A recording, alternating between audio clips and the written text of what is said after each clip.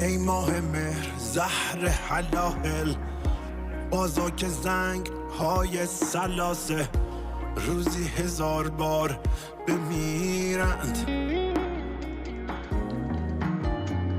تا کودکان به وقت دبستان از ترس امتحان نهایی با نمره 4 بمیرند.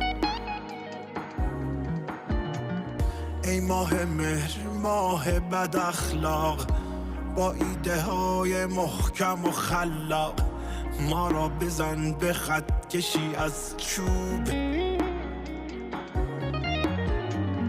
ما را بزن به ترکه مرطوب تا در درون کودک دیروز مردان بیشمار بمیرند.